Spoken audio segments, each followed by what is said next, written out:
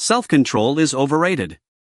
Research suggests that willpower is a limited resource, but what's surprising is that it can be depleted by as little as 2 hours of intense mental effort.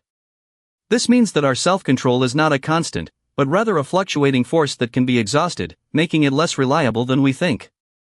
For instance, a study found that judges made more favorable decisions for parole after eating a meal, highlighting the impact of external factors on our decision-making abilities.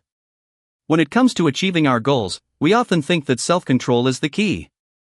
However, research suggests that our environment plays a much bigger role in determining our behavior than we think. For example, a study on workplace productivity found that employees who worked in offices with plenty of natural light and open spaces were more productive and had better work-life balance than those who worked in cramped, dimly lit offices. This study highlights the significant impact that our physical environment can have on our behavior and motivation. By designing environments that support our goals, we can harness the power of our surroundings to drive positive change.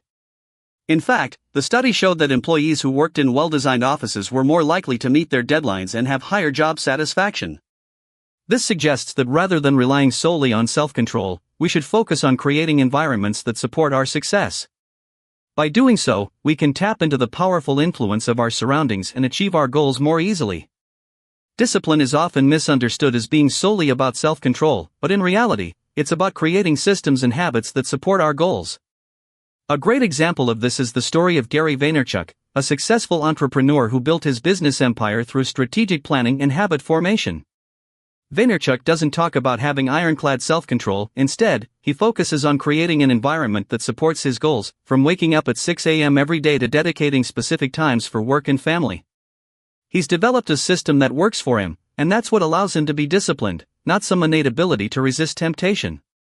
By creating systems and habits that support our goals, we can achieve success without relying solely on self-control. This approach takes the pressure off of needing to have perfect self-control and instead focuses on making progress through small, consistent actions. The key takeaway is that discipline is not about having superhuman willpower, but about creating a framework that helps you achieve your objectives.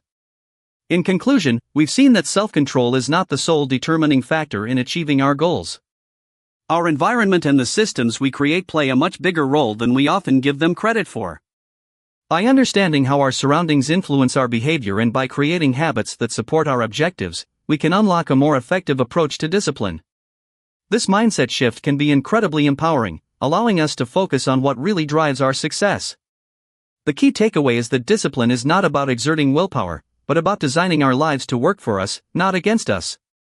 So, take the first step today by identifying one area where you can redesign your environment or habits to better support your goals, and start building the life you want, one intentional decision at a time. And remember, it's time to rethink discipline and make it work for you.